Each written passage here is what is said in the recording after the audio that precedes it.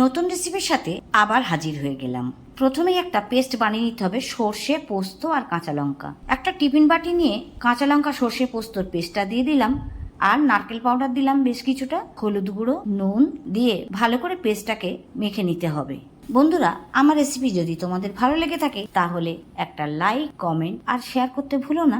পেস্টটা খুব ভালো করে মেশানো হয়ে গেলে নুন হলুদ মাখানো পমফ্রেট মাছ মিশিয়ে দিতে হবে এবং মশলার সাথে খুব ভালো করে দুপিট মাখিয়ে দিতে হবে। এতদিন আমরা ইলিশ মাছ, চিংড়ি মাছ ভাপা খেয়েছি। আজ শেয়ার করছি তোমাদের সাথে পমফ্রেট মাছের রেসিপি। এর আগে পমফ্রেট মাছের ঝাল, পমফ্রেট মাছ কোরমা, পমফ্রেট মাছ ফ্রাই অনেক কিছুই খেয়েছো। একবার পমফ্রেট মাছ এইভাবে ভাপা খেয়ে দেখ, দুর্দান্ত লাগবে। সাথে দিয়ে দিলাম কাঁচা লঙ্কা চেরা এবং কাঁচা সর্ষের তেল দিয়ে ভালো করে মাখিয়ে নিতে হবে, ওপর থেকে ধনেপাতা ছড়িয়ে। আমি চেষ্টা করছি কিভাবে চটজলদি রান্না করা যায় সেগুলি তোমাদের সাথে শেয়ার করা এবং কিছু পুরনো হারিয়ে যাওয়া রেসিপি। সবকিছু দেওয়ার পর আবার একটু মিশিয়ে নিয়ে ঢাকনা দিয়ে যেরকম ভাবে ভাপা হয় সেইভাবে ভাপা তৈরি করতে বসিয়ে দিলাম। 20 মিনিট পর গ্যাস বন্ধ করে টিফিন কারিটা ঠান্ডা করে তারপরে খুলে নিলেই তৈরি হয়ে গেল আজকের সহজ রেসিপি পমফ্রেট ভাপা। রেসিপিটা কেমন লাগলো অবশ্যই কমেন্ট করতে ভুলো না। আজকের দুপুরেই জমে যাবে গরম ভাতের সাথে এই পমফ্রেট মাছ ভাপা। চ্যানেল থেকে দেখলে